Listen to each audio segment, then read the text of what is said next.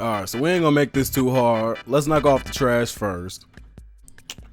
Well, nobody in this game is really trash, but like, there's definitely characters that are better than others. So, the brothers, D,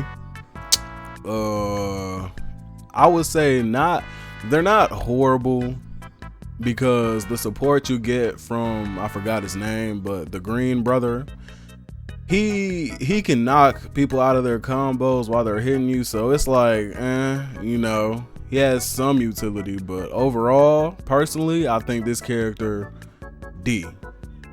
Next, we got Gato. Gato, he's a somewhat mid to close range character, even though he plays like he's supposed to be a long range character. None of his stuff has range. And I've had times where I'm using him and I'll be fighting a ranged character and my stuff just won't hit, but I'm literally right in their face. So for that, and on top of that, he's like stuck every time he throws something out. Like, he'll be sitting there for a good while. So personally, I'm either gonna put him top of C or close to the bottom of B, because his utility isn't really all there. None of his stuff has that much range, and like I said, he plays like he's supposed to be a ranged character. So for that reason, for now, I'm gonna put him C. Just for now. And then maybe we'll put him bottom of B somewhere up there, maybe later. But next we got Hanami. Hanami is a ranged character in this game, and I've had my struggles with Hanami.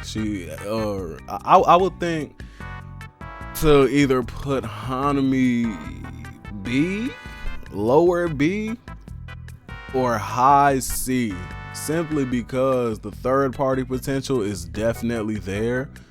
So I think for Hanami,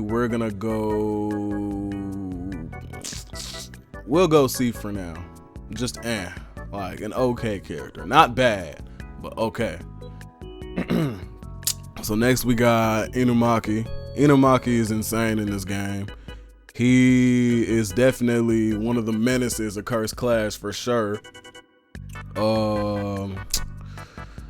He has a counter that allows him to just take off, I would say 30% to 40% of a health bar if he hits you with it. So not only is that a plus, but all of his moves are just insane overall. Honestly, I think he's either gonna go high B or low A. For now, I'll just put him in A. So then next, oh my god, Jogo, y'all, Jogo. Personally, I can't play the character. I don't like his playstyle. I don't like the character much either. But what I can say is that going against him, I've definitely had some troubles. I've struggled against this character a couple of times. And a good Jogo player can definitely change the battlefield for sure. So I'm not even gonna lie. Jogo, somewhere around top of A, for sure. He's better than Inumaki in my opinion. At least in a 2v2 aspect. Not 1v1, because this is a 2v2 game. So, I'll be putting him top of A. And let me know if y'all disagree with any of this in the comments.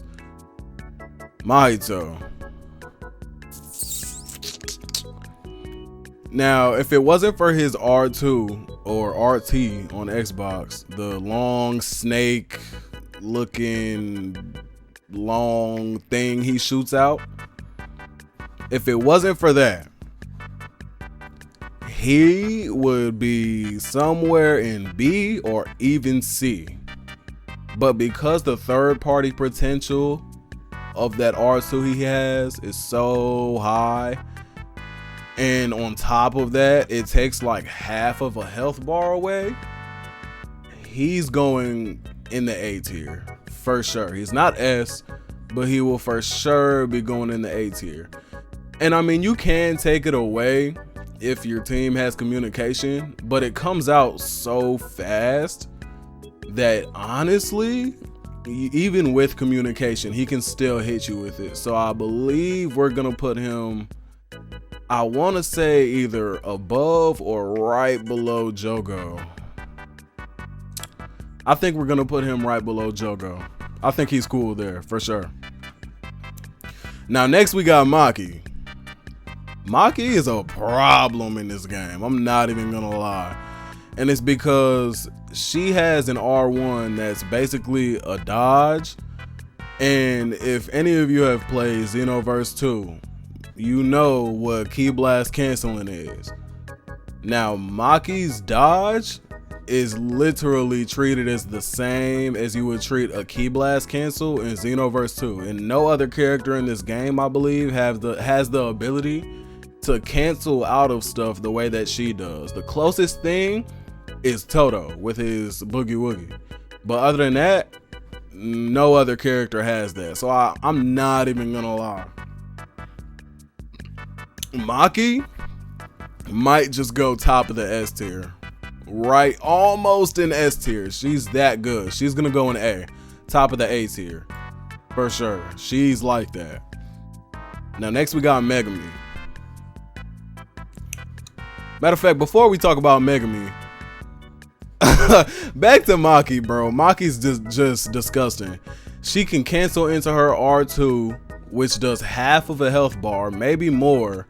It's just overall bad with her, bro. She's literally, I'm this close to putting her in the S tier. But bro, I think she's gonna, no. She's going in S. She's going in S tier, bro. She's going in S tier for sure. She's like that. She's disgusting. You can barely catch her. You can't run away from her. It's bad. It's really bad. Her normals are really amazing. They might just be the fastest in the game overall, next to maybe Gojo. So yeah, she's in the S tier for sure. Next we got, no, I said Megami. Okay, so Megami. Megami is a really good character. The thing is, you gotta level him up for him to be like as good as he can be. Now, how easy is it to level him up? I mean, it's okay. He's a really decent character. He has a really good joint attack. It comes out pretty fast. It tracks pretty good. I'm not even gonna lie. Megami goes, I want to say right either under or right above Mahito. Simply because and then at a point, you can't even really hit him when he's maxed out on cursed energy, because that dog will hit you every time you touch him. So because, you know what, for that reason, he's going here. He's going right in between Jogo and Mahito, for sure. Now next, Nanami. I've had a lot of fun with this character. I think it's a really good character. I know some people that love this character. I mean, he's great. I don't love him, but he is pretty decent. With that being said, he's not busted. There's nothing about him that would make me go, oh my god, I hate that character.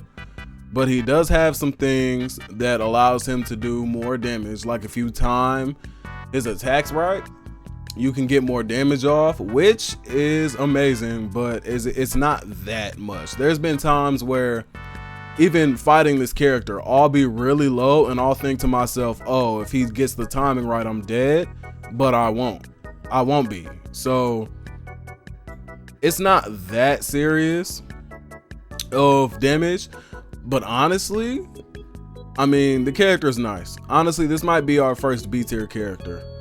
He's okay, but I feel like every character from the A tier would smash on him, honestly. Now next, Nobara. Nobara is really, really annoying. This character annoys me really badly when I'm not the one fighting her, and if my teammate is not like applying pressure on her, if she's able to look at me and start shooting her nails at me, it pisses me off every single time. So with that being said, she might just go right next to Megumi or right next to Jogo. The question is, which one do I think is better? Now, simply off the top of my head, I might just say she's better than Megumi. Simply because, and then her ultimate is ranged too, so she could knock somebody away, turn, and if somebody's putting you in a combo and she's your teammate and she wants to hit her ultimate, she can. It's that free, bro. She can hit it off joint attacks, all of it. And then her close range normal, I think it's her circle. It's really fast and it hits a good amount of the time if you're close enough. So she'll go right here. She can go in A right above Megumi and right below Jogo, for sure. Now next, Panda. I've had a great time playing Panda, personally. Now, does that mean he's an amazing character? No. So, honestly, I believe he'd beat Nanami. But do I believe he'll beat any of these A-tier characters? Honestly, no. But he is really good. He does actually get an extra life if you kill him, and he was the last life, I believe. So for that, I'll definitely keep him top of B tier, for sure. He's nice.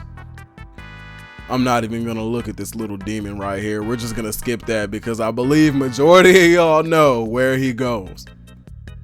So next we got, matter of fact, out of these last four, who do I wanna, let's do main character, Itadori.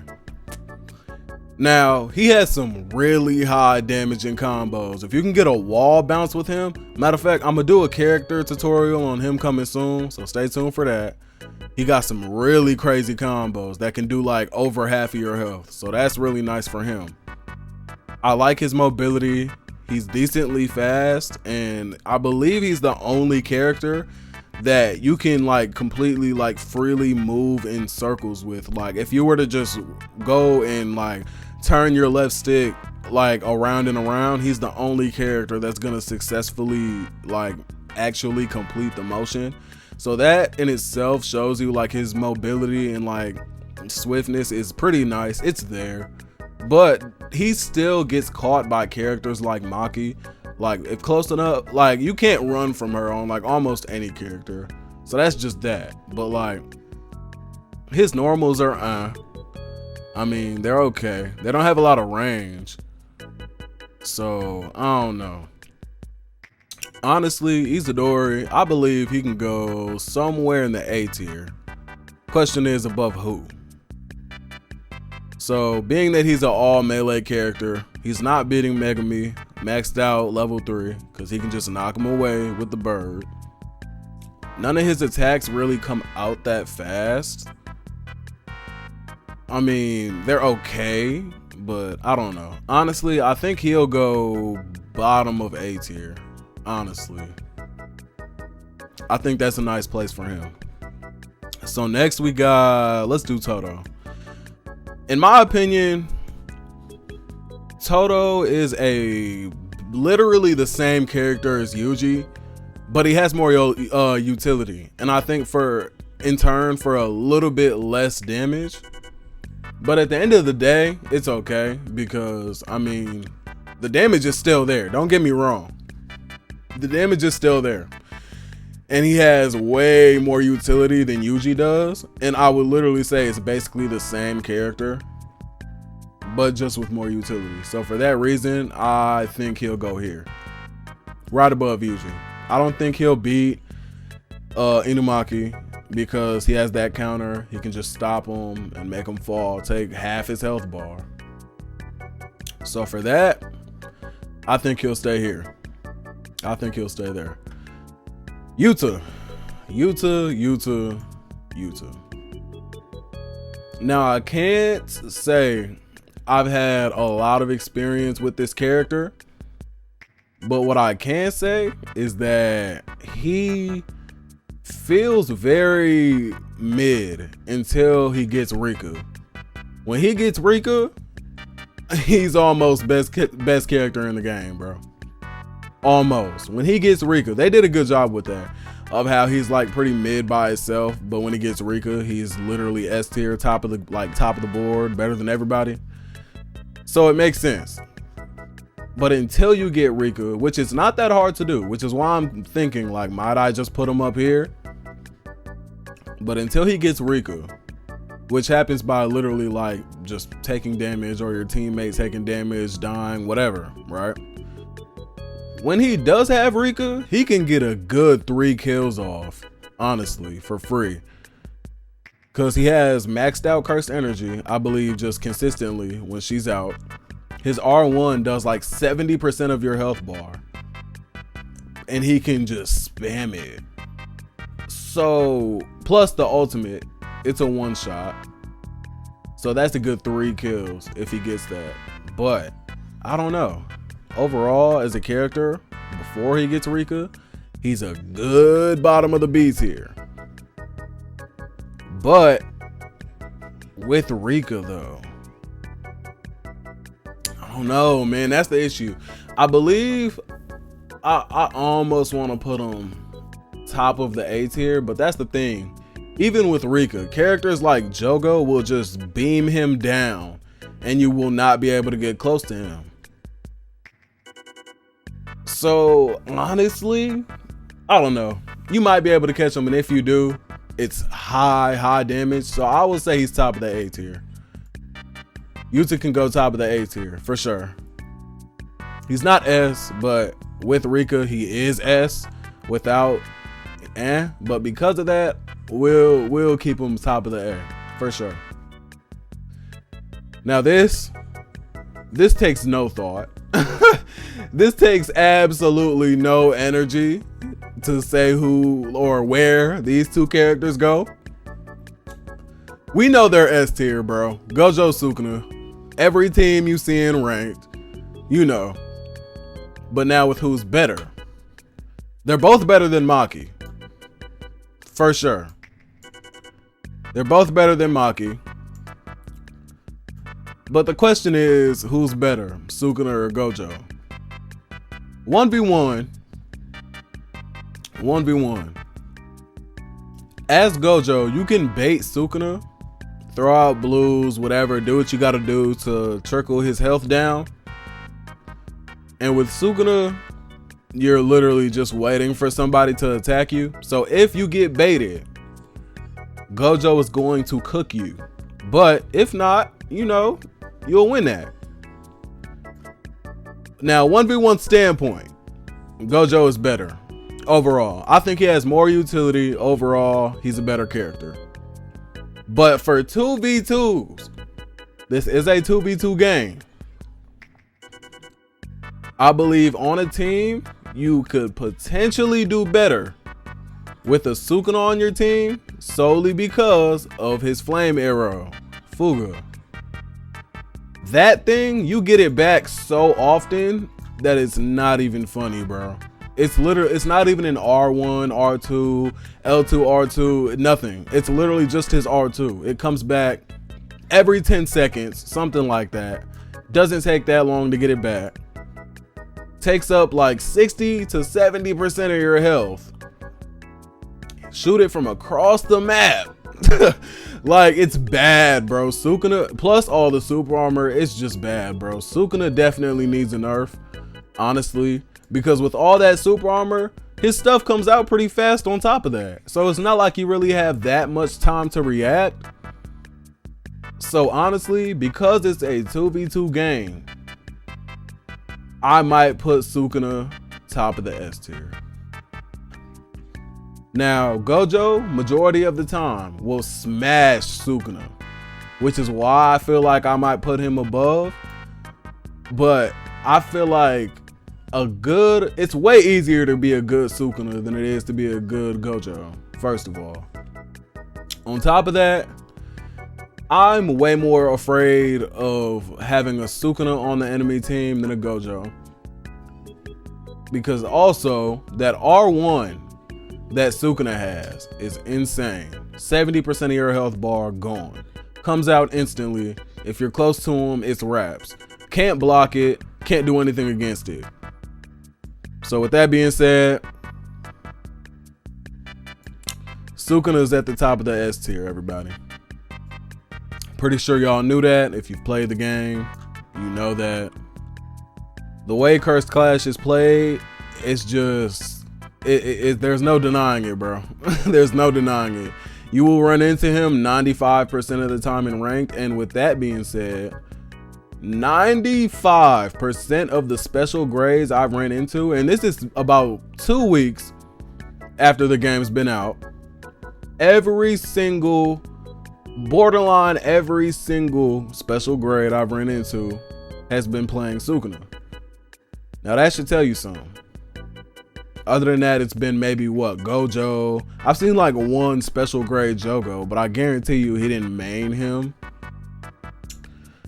And other than that, like maybe one Toto. But other than that, none of these other characters have I ever seen a special grade playing ranked.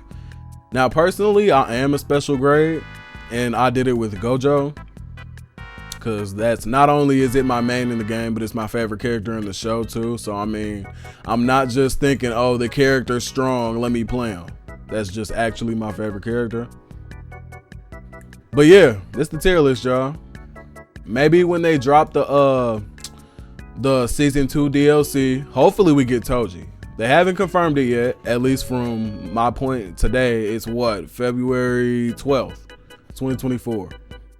They haven't confirmed Toji yet, but what I can say is that for sure they confirmed young Gojo and young Geto. So we know we're getting season 2 stuff.